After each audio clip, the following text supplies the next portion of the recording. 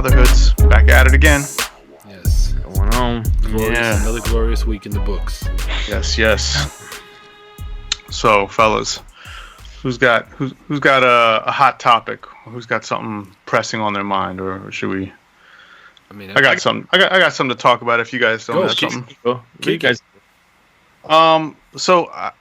Last episode we started talking about nature versus nurture. That was an interesting conversation, and we said we wanted to talk about this with ourselves earlier on when we first started this, and we haven't really kind of gotten into that too heavy.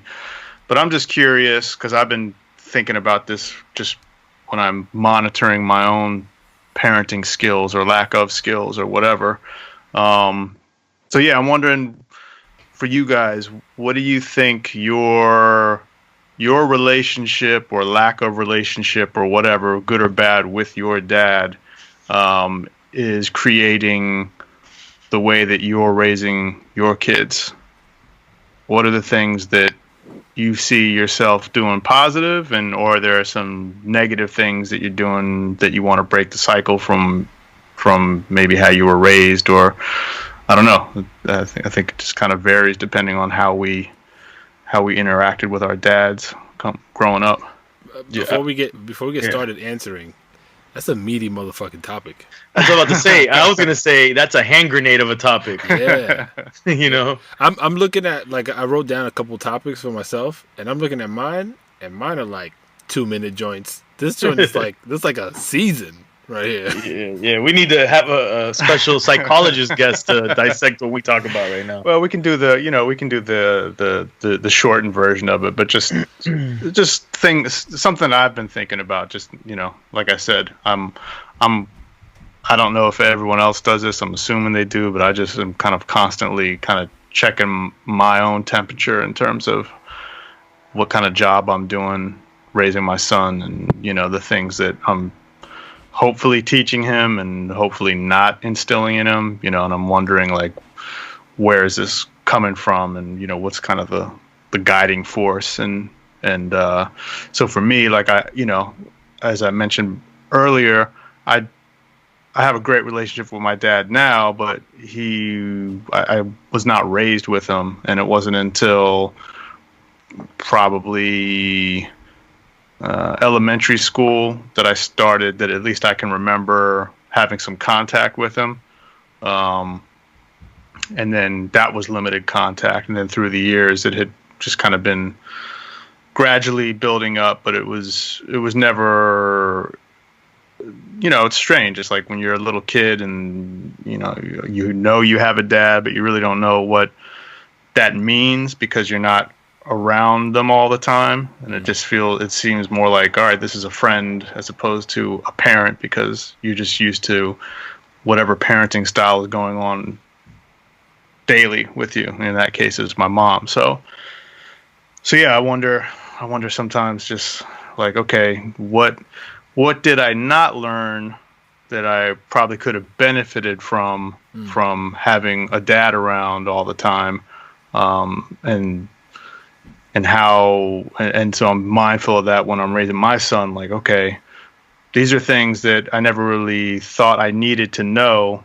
Just like confidence boosting, not necessarily being aggressive or anything like that. Just having confidence and be able to speak up for yourself. And not that a mom can't teach you that, but at least for me, that necessarily wasn't something that I can remember being taught, and it was more so having to kind of learn the hard way, or learning from older friends and that kind of stuff. So I'm finding it interesting, like, just kind of being mindful of these things that maybe we take for granted.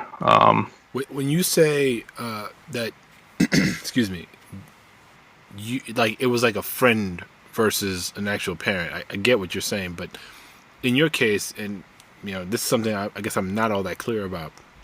You did move around a bunch. I just don't know if that was early in your life or after, like, high school or college. No, it was all through, but definitely a lot when I was younger. More so when I was older, it was just more so on my own device of just Right. bouncing around because I just if I didn't like somewhere, I'd go figure out somewhere else to live, that kind of thing. But growing up earlier, that's just out of necessity, bouncing around, So that kind of thing. was that an intricate part of why there was distance between, you and your father early? I think yeah, I mean, partially he was on the West Coast, and for the most part, I was on the West Coast early on, like in early half of elementary, and then I moved to the East Coast. But even so, when I was, if I was in San Francisco, he was in LA, and my mom and him had a not so great relationship. I think it was, it was kind of stressful, and their whole marriage was like an arranged marriage, and so Oh, really? basically there wasn't a whole lot of a whole lot of necessarily them Choice. knowing each other. Yeah, yeah, it was. That's a whole nother story. But yeah, so really for me growing up with learning about him, I think he felt strange as well because it's like here you have a son, don't really know him, don't really see him that much. It's like how do you try to interact with this kid who doesn't know you and might be looking at you skeptical? And I think it was his kind of idea of, instead of calling me dad, let's be friends because you don't really know what a dad is. And I think. Did that throw you for a loop though? Like having that be like the way you guys interacted? Like officially too. It wasn't like that was just a sense. It was like he said this is how we should do it. Yeah, it was just strange, because I did, and for me, I think aside from him, because I mean, every time we spent together, it was cool, right? And I had a good time, but it was still like, all right, what is the relationship here?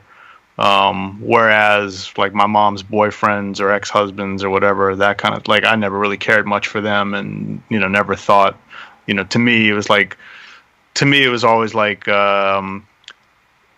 guys or dads or male figures always seem kind of like dickheads. You know what I'm saying?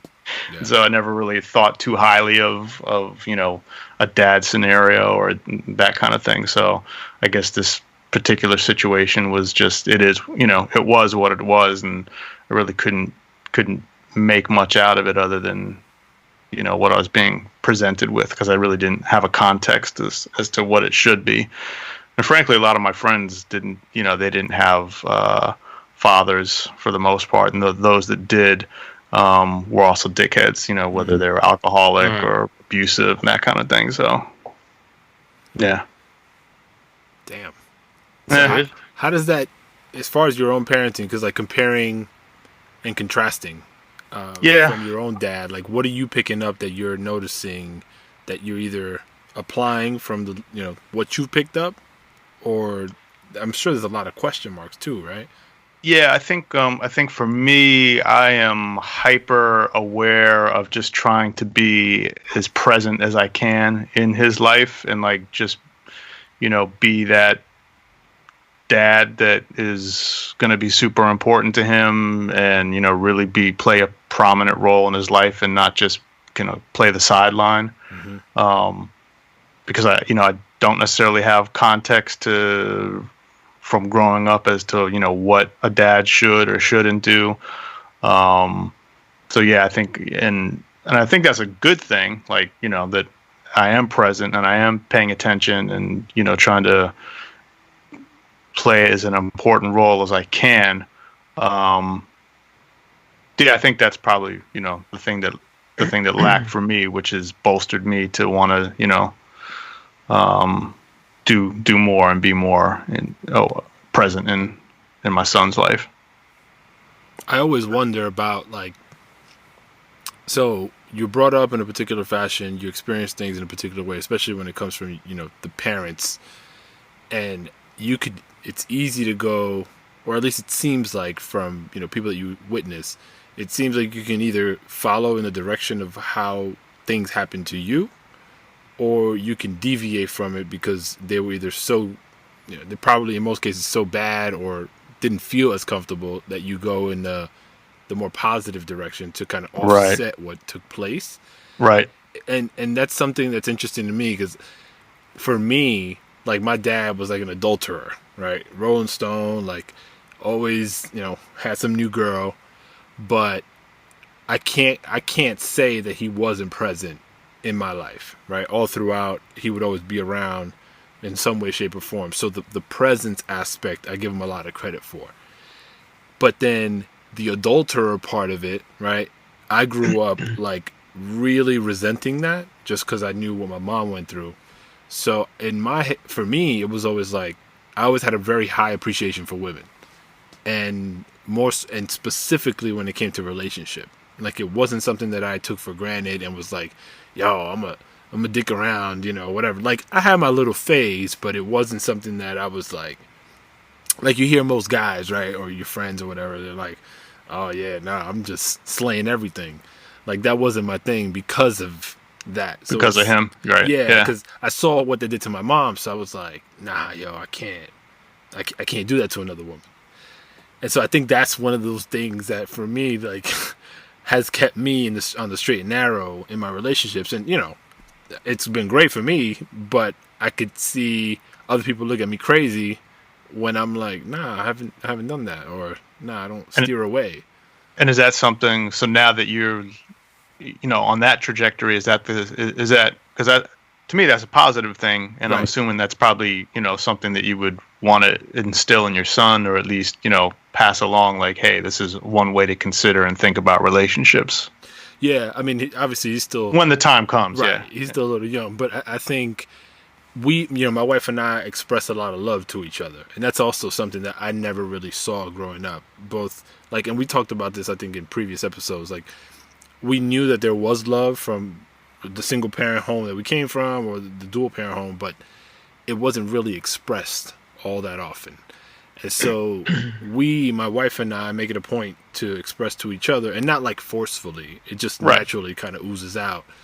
And our kids see that a lot, and I think that in and of itself, like, I think they're going to grow to covet that kind of interaction and try to seek it.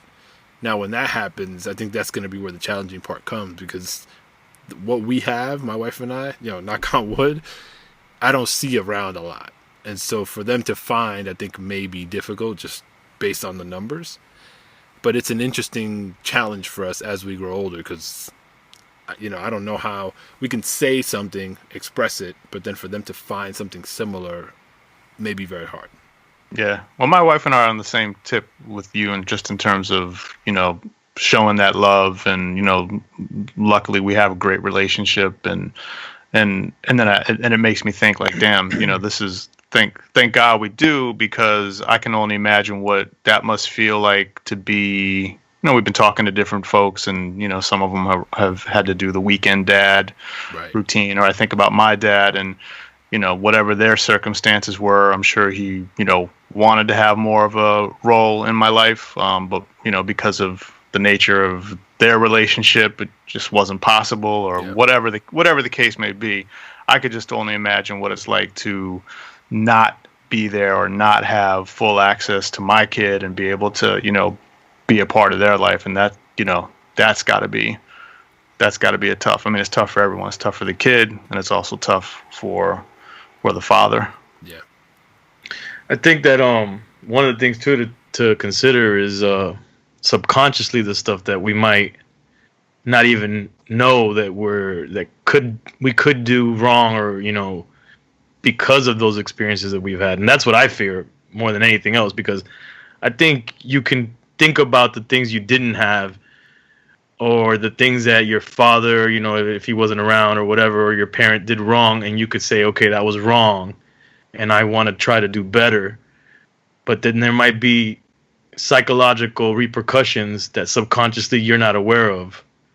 And that's what I fear. I don't know if that's me just being crazy, but that's my fear more than anything else. And I'm always trying to think to myself, like, let me make sure that whatever, that I'm there. My main thing for me more than anything is consistency. whether it doesn't necessarily mean that consistency means a lot of something. Right. It just means that it's consistent throughout. It's reliable. Because my dad wasn't consistent in my life, even in terms of stability of living. You know, I moved around when I was really, really young, which is when it matters. I moved around like coast to coast and you know, and school to school and bounced around. So all of that to me, I felt like it affected me as a child. And that's what I've been fearful of having children because I want to make sure that, you know, it's everything's perfect for stability, for consistency. Right. And all that stuff. And that's for me where like what affected me. And then I'm also thinking like, you know, okay, what I know that I'm a little off in some things, you know, like, you know, none of us are perfect people.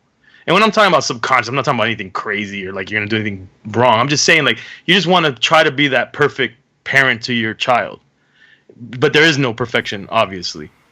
So I just, you know, I'm always wondering like what I didn't learn proper, you know, fathering from my dad. Yeah.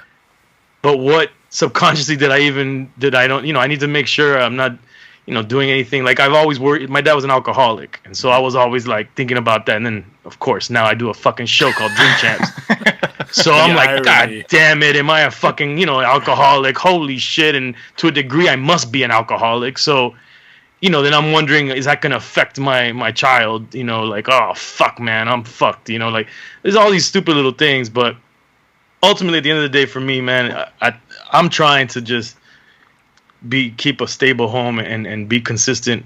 And whatever happens outside of that, I feel like, for me, at least personally, consistency, I don't know, that it provides that foundation for any child, at least for to have a, you know, more successful life, I think, personally. I mean, I think, you know, what Premium Pete, like what he's established with presence over presence and that whole movement, I think ties very neatly into kind of what we've just been discussing here. Because no matter, in my experience, and I'm judging this based on what I've observed from other people who I've seen their kids kind of grow over time. Right. Those that have had that consistency, and maybe I'm not talking about like the extremes where somebody suffers from some sort of substance abuse or alcoholism, but the middle of the road kind of parent, father in this case, that, you know, may have their violent tempers. For instance, they don't beat their kids, but they're screaming at their kids for whatever reason. Like, even in those cases, they establish kind of this sense of understanding. Again, I'm not talking about the abusive type, but you know, short-temperedness type of thing. And it becomes kind of normal to a degree, but they value the fact that their father has been there. You know, if they went to their games consistently growing up being an athlete, or, you know, graduation, all these milestones of life, and even the smaller moments, when they kind of summarize their upbringing, that to them means a whole lot, and they tend to have a decent relationship with their dad. Because it ends up stacking up. Definitely is what happens. Right. And what you're talking about in terms of like you know, whether you scream at your kid or whatever, I think someone understands, or a child eventually will understand that there's each person has their own personality traits, and they may not all be perfect traits or the best traits at all. But as long as you're not being abusive or anything like that, right, you know, eventually a kid, like in friendships, I always try to tend to find out like how people are. Like, I always say I value people that I've known for a while because I know them. Yeah. So I don't get offended when they do stupid things if I know them. You know what I'm saying? So I feel like the same goes in a family environment and a kid. A kid's gonna go, oh, my dad's fucking retarded. Yeah. You know, right. But in the long run, like you said, it stacks up. That consistency ends up stacking up, and they appreciate the totality of that parent and what they did. You know, what they contributed to that person's life. I think. Again, unless they're a total asshole, right? You know? Right. Again, yeah. But I see. It's not going total extremes, you know. But right. But yeah, but just being able to know like who a person is and kind of what their strengths and weaknesses are, you know, the good points and bad points, because then, you know, if you kind of know and love who they are, you can, you know, when they're having some not so great moments, it's like, okay, let me just leave them alone for right now. And just back away. You're just like, this person, like, you kind of in your head, you're like, they're just acting like themselves again, or you blame it on their sign. He's just a Cancer. He's just a fucking Gemini. Whatever. And you don't. It doesn't. No one. You don't take it personal. Right. And I mean, I've known kids or friends that they've my dad wild out today. He's fucking whatever. He's a retard or got mad, but they get over it quicker than if there's that person's in and out of their lives, and then you kind of like notice all these bad traits, even they're like amplified because that person is not, I don't know, it's just they don't have that connection to that person. That person, it hasn't really contributed to their life, so they're like, bro, don't come in my life and fucking with your bullshit, basically. Right. Thinking about your original question, Kay, there's a few things that came to mind when you asked it. Most notably, for me, as I'm thinking about kind of how my father's influence kind of came into my world, pro or con, I do a lot of, in my own parenting style, I try my best to set very clear and attainable expectations with my kids, right? And so, reason being, I came through, my father a ton of times, he would say, yeah, I'm gonna come and pick you up on this day at this time. Most often, it wouldn't happen. Either he would come really late or wouldn't come at all. And it wouldn't be like, yo, heads up or anything like that. So for me, and I kind of thank him for it to a degree because it's helped me be very cognizant of time and date and kind of what I speak about. So if I commit to something, more often than not, I do what I say. Or I give ample notice to say, look, it's not going to happen at this time, but let's try to do it another time. And so I've from early on, especially with my oldest daughter, I would always tell her, believe it when you see it. Don't just believe, because people fill these kids' heads up with a bunch of stuff, right? Yeah. And especially like around the holidays, like some long lost family member will come out of the woodwork and be like, oh, I'm gonna send you blah blah, what do you want? Right. And then she'll come and be like, oh, I want My fucking Little Pony, whatever it is. And she'll be sitting there waiting. And she was like 4 years old. I remember this. I can't remember what the toy was, but she was just sitting there kind of waiting, and nothing ever showed up. And at that point, I was like, listen, people are gonna always tell you some shit, and you have to be cool enough in the head to accept it. Don't be rude about it, but set your own expectations to not really expect it until you actually see it. And to this day, like, she'll recite that. Like, she'll be like to her little brother, if believe it when you see it. And that feels good, because like I want them to learn early on not to be devastated by these things, because they mount up over time as well. And then when they get to a certain point, relationships, whatever the case is, like, shit starts to really hurt. But now you kind of set that emotion where it's like, look, man, I'm not even going to sweat it until I actually see the fruit of whatever it is you're talking about. Let me ask you guys something real quick. And it's kind of trying to, jump off of this subject to a degree.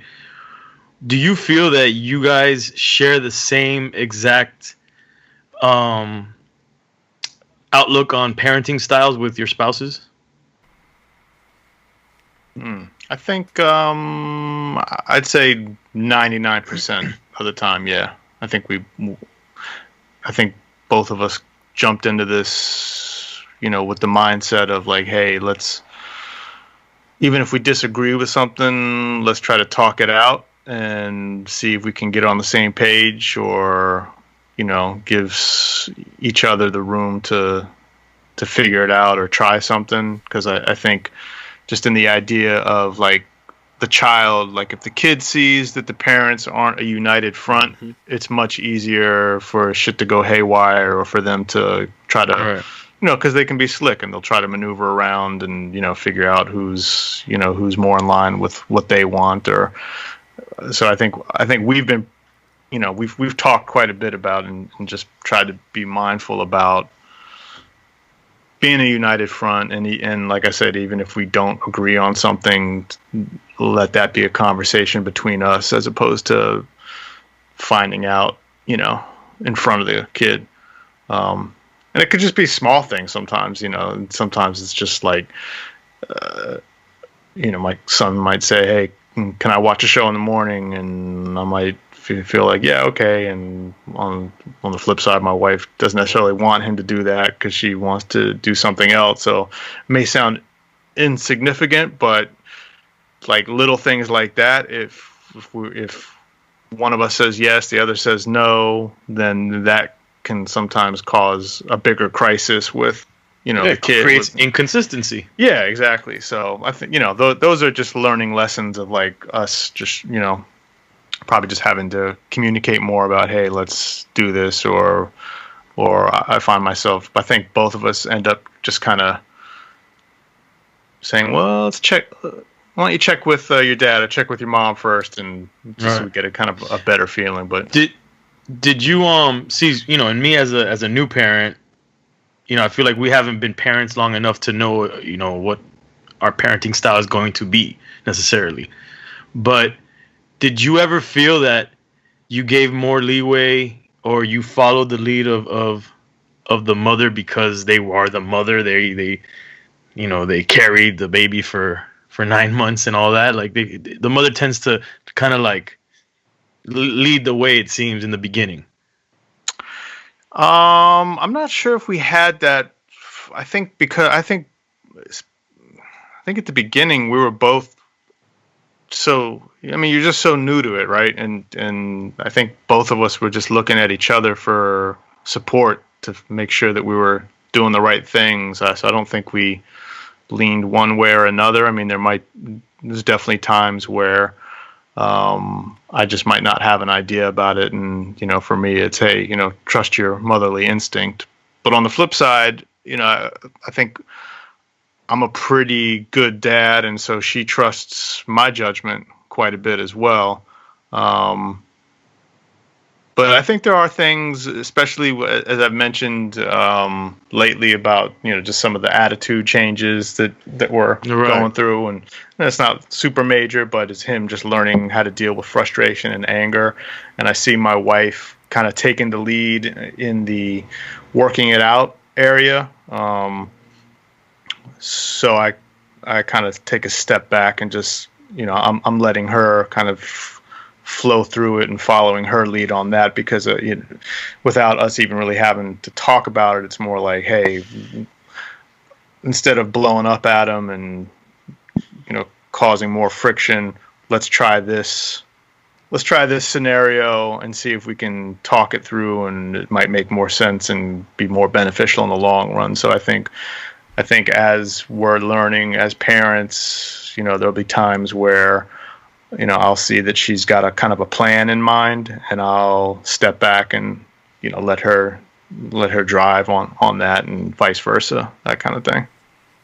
How about you, Manny? Yeah, I'm in the same boat. Like to Kay, like I'd say we're closer to like 95% in agreement on pretty much everything. But that 5% is kind of like that wiggle room where, on the fly, in the moment, we will kind of we'll signal each other almost for one or the other to take the lead on whatever that situation is, and then we kind of talk about it afterwards to see if maybe we need to tweak it on the next round or whatever the case is, because a lot of it is repetitive, especially in our case. Having 3, we've kind of seen a pattern across all 3, so at this point we're kind of pros at it, but yeah, we're in line in the parenting style, and it's not a defined parenting style. It evolves every day. It's just that we're open enough to allow ourselves to change and navigate it differently when the time calls for it. Yeah, and I think if you're in agreement on, like, especially the major kind of points of parenting, like discipline and how all that stuff flows, you're in a good spot.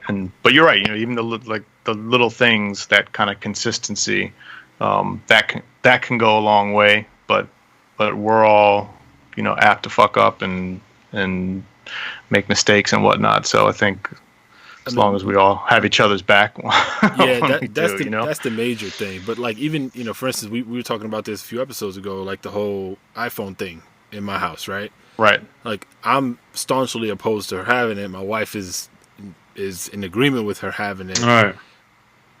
But like I said, I bow out of the situation, and that's my way of saying, yo, like, we're not gonna argue about this shit. This is not gonna be a thing that we are gonna be divisive about. You go ahead, run how you think you need to, but here are the very clear parameters as to how I'm involved, and then we just keep it moving. So it doesn't always have to be like, oh, we're in agreement, everybody's happy. No, it's like, all right, we agree sometimes to disagree, as corny and cliche as that shit is. So Manny, were your parents, did they divorce, or how far into your life did you have like two parents at home? Or? So 2 married parents, had them, I think I might have been like 4 when Okay. they parted ways, like officially. Yeah. And did you? Were they probably too young to remember? But I mean, even when your dad was around, did they seem aligned in their parenting style, or were they or were they off in 2 different? It was. I mean, the parenting really was my mom. Yeah. My dad came in and would, like, you know, it would be haphazard coaching, I guess I would call it, right? But what I do like about, their dynamic, as fucked up as a broken household is, he knew his place and understood the value of my mom kind of leading the charge, since that's who we were with.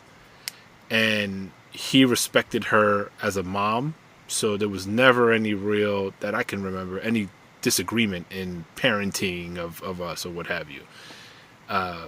But it was, like I said, for his involvement was more coaching. There was value in it, but it wasn't like, big milestone things that you kind of pick up from a parent that really came about. Even though they had kind of a wonky relationship, like, it wasn't when they got divorced that he was out of the home. Like, sometimes he would sleep there, and I was like, what the fuck is? And for a long stretch, it was like years, and it wasn't until I was like maybe 12 or 13 that I understood that they were actually not a couple, and I was kind of threw me for a loop. But in that time, like, it felt like I had a 2-parent household, even though for the most he would just really be there to sleep, Right. Because he used to drive taxi cabs out here, so he would just be roaming the streets trying to get a fare or dicking down somebody, who knows. Right. And then he'd come to sleep. So that was kind of, the relationship for the most part. When did your parents divorce? They separated when I was around like Manny's age, like 4, and that's when my dad moved. I was in LA. We were all in LA, and he moved to Miami. And then around like 5 or 6, we moved to Miami, and they tried it out. We moved back to LA, moved back to Miami, and then they didn't finally like officially divorce till I was like, I don't know, like 12 or something. But from 4 on, he was pretty much out of the picture. And then the times that we came to Miami, like, my dad was actually someone that he was like a monster in my life at that time. He was like, it was someone that I feared, and it was just it was nothing healthy, Did he try to, like, play a parent role with, actual parenting, or was he just someone that was there that you wanted to get away from? Meaning, like, between your mom and your dad, like, did you feel like you had to listen to them both in terms of their parenting advice, or them telling you what to do, or is it basically mom is the only one I'm listening to, and it's just he was so spotty in the times that I remember him being around. The only thing I ever remember is him wilding the fuck out, because he was an alcoholic, and he had flashbacks as a Vietnam vet, and he super temper tantrum, like, not temper tantrum, but he had a big temper, and so all I ever remember, if there was any kind of like if he was trying to discipline me, it was just some wild shit, like a fucking backhand or screaming like fucking like I murdered somebody, or it's just crazy shit like that. That's really all I remember from him. I don't remember much of anything else. And then when they finally divorced and he went away, he would come every so often, and it was just more of like, hey, I'm here. Let's go. Let's buy you a toy. He'd be in a hotel. We'd hang out for the weekend, and then he'd be gone. And it was just more like, my dad's here. He's gonna buy me something. We're gonna go to a movie, and he's ghost after that. Right. Can I ask a question? So my dad used to come through, and the movies was a place where we would go often when he would he was no longer at the place. You don't have to talk much. Yeah, because everyone's, you got to figure it's a strained relationship across the board. Like us as kids, we don't know what the hell to say, right? And no, exactly. The adults, they've been gone, and they're probably like, oh damn, what do I say to this kid? It's kind of incumbent upon the parent, right, to like start the conversation. But I remember one time he took us. So we went to the movie theater. We were watching Malcolm X. And Malcolm X is like 3.5 hours or some shit. Right. So we there, and then, I don't know, 15 minutes into the movie, I hear snoring. And I look over, and I'm like, yo, this motherfucker here. And, he slept pretty much through the whole movie. And I was like, this is what the weekends are. Like, that's kind of when it hit me, like, holy shit. Like, it wasn't a lot of interactivity, at least for a stretch. I was like, fuck, man, he's getting off real easy right now. Like, I could be home, I don't know, playing with my friends. What the fuck we doing? Yeah, what made it super awkward for me is that when my parents finally got divorced and they were doing the court proceeding stuff, I had to like basically testify against my dad. Oh, that's fucked up. And then he had like the visitation right at whatever point, and he straight up was like, why did you do that? Like, I felt like a snitch. Yeah, like a snitch and like a fucking gangster. Like, yo, you about to fucking get, whacked for snitching on me. Right. It was pretty. It made for really awkward visitations. Yeah, but that's how old were you? At that point, I was like 6. Oh, but like for 5, 6. For somebody 6, to put 7. a kid on trial, basically, like that shit is kind of wild. Yeah, all that time period, like I'm really off with when and what because it's so blurry to me. I just know that the parts when we first moved to Miami the first time, it's like one of those like a haunted house movie where when the family gets there and they're like all happy, it's a new house. The kid, I can't wait, it's gonna be the best house ever. The movie starts all fucking happy, and then like little by little the hauntings start happening. Oh shit! And then that's how that time period in my life was, because then we would my mom would come into my room in the middle of the night and be like, yo, come on, we're leaving. Like we had to escape. Wow. And jump on a plane and boom, I'd basically wake up in LA all of a sudden. And then she'd be like a couple months later or a few months, would be like, we're going to try it out again. We're going to go back to Miami. And I would be like, no, don't take me back to the haunted house. Yeah. I felt like it was terrifying for me.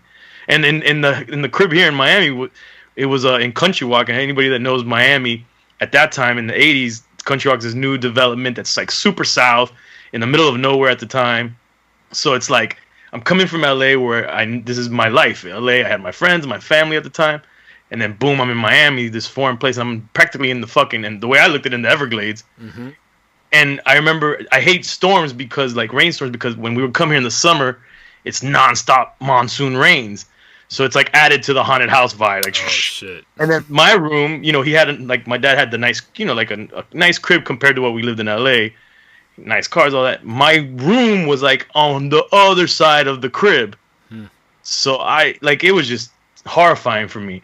And then that's why, like, I'm telling you, like, my takeaway from everything of all that is just, like, don't be that monster to my kid. Have some stability so the kid doesn't have to go back and forth and have all these fucked up memories, and just create, consistency where they feel, and when I say consistent, I mean, like, loving home, and even if you do separate with whoever you're with, you can still maintain that, and it doesn't have to be this craziness, man. Yeah, create a warm environment for the kids. For sure.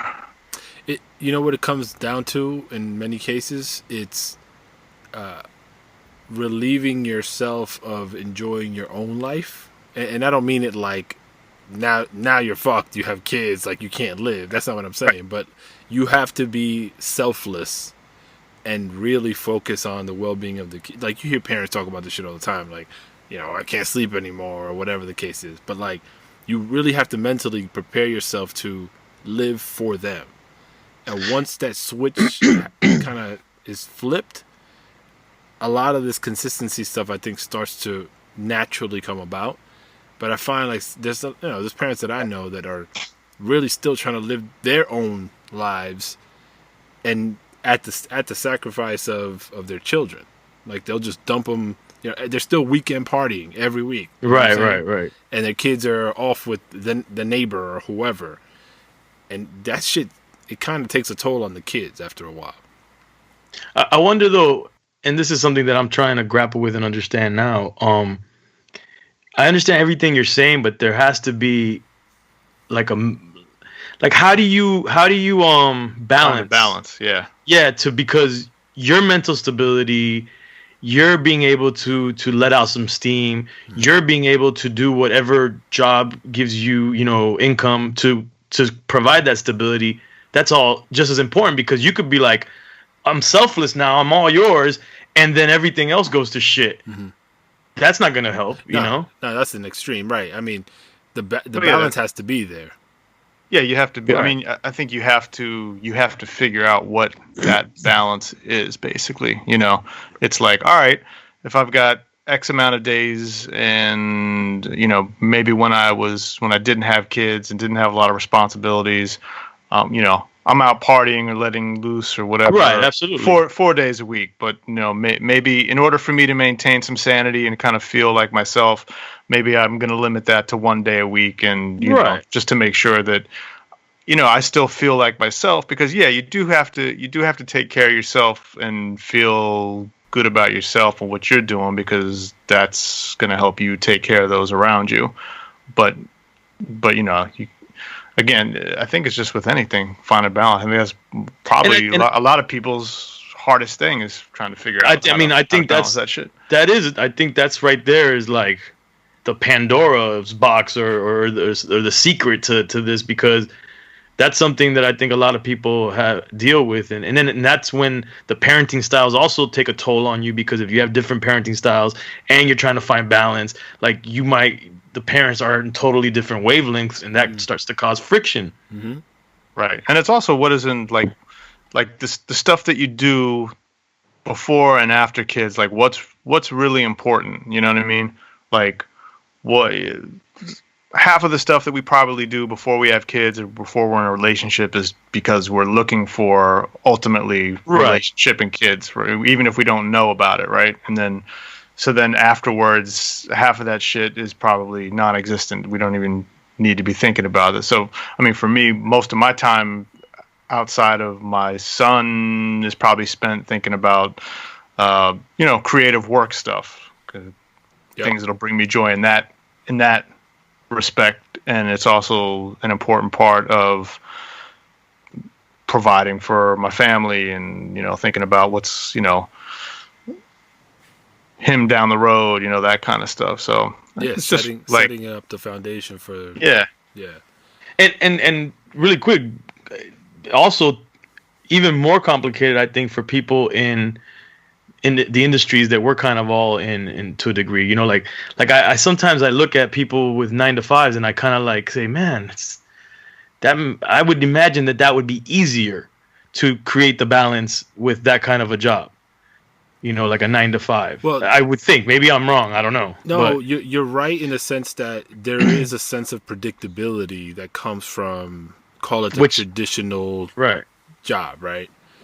But in for instance, in my case, and we talked about this as well, like travel, right? So like you travel for work, even in a 9 to 5 case, like I used to have, you're traveling sometimes for weeks, right?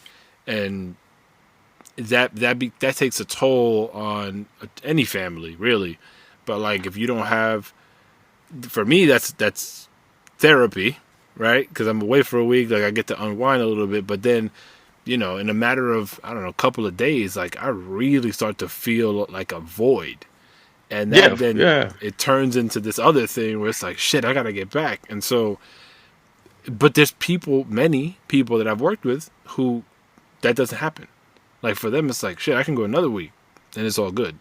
But what does that do to the family at home, right? Especially the kids. Like, I don't know. I just I don't have it. Well, Manny, you have pretty much, I would consider, a pretty big family to a degree. Yeah. At least compared to me and Keather. Yeah. I've talked to people, not necessarily like, within the realm of work that we do or anything like that, but just other parents. And there's been some people that I've spoken to that are like, no problem. Like, I leave my kids here. I do my thing. I live my life, like, blah, blah.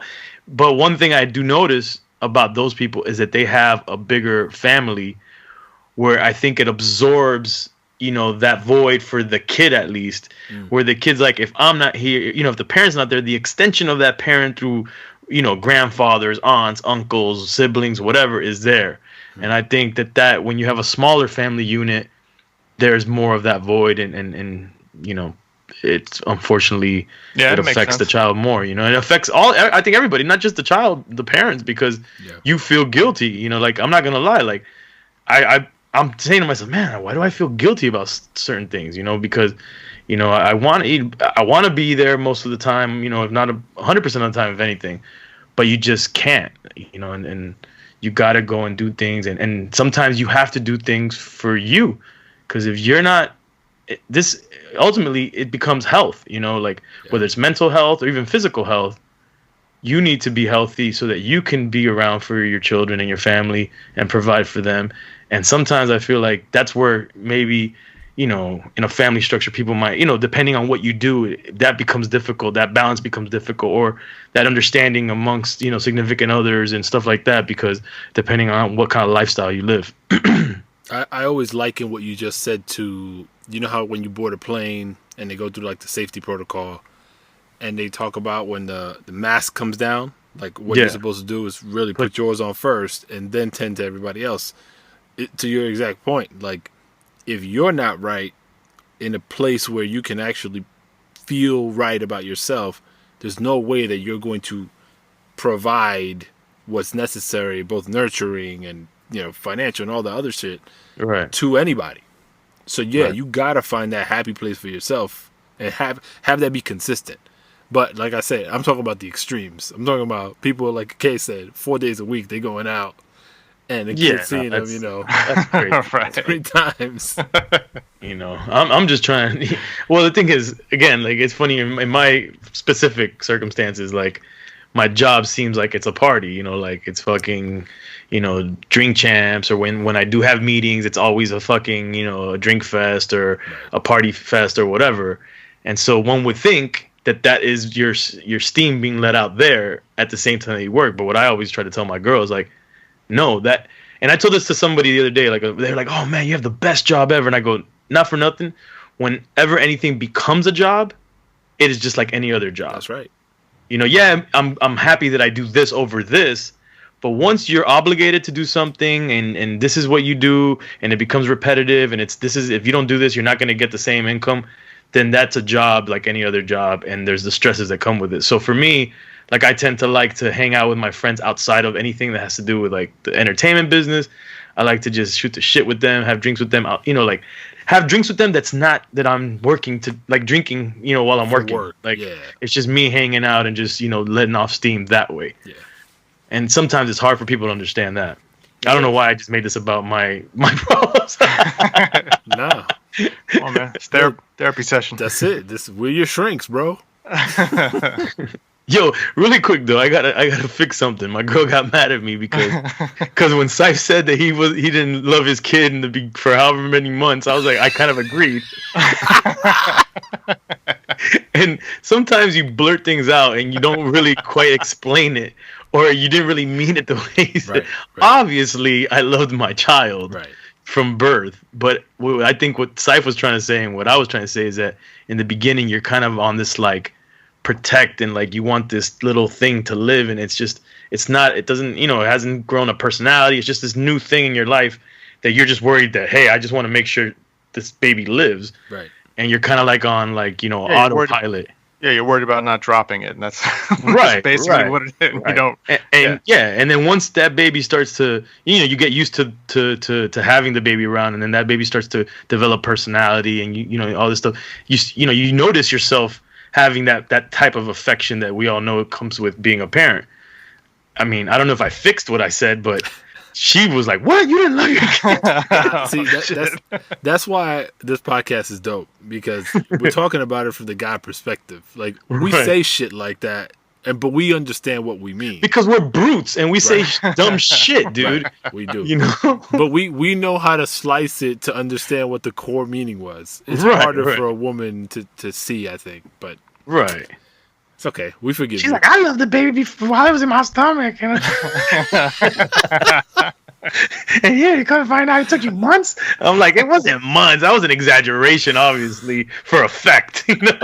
I've been loving the baby since it was in my sack. So I don't know what you're talking about. She's probably going to get mad at you again for just what you just said. Yeah, probably. Don't worry. You got a few weeks. Oh, man. Qué rico. I had something else that I wanted to bring up. I can't think of it right now. I'll try to write it down for next time.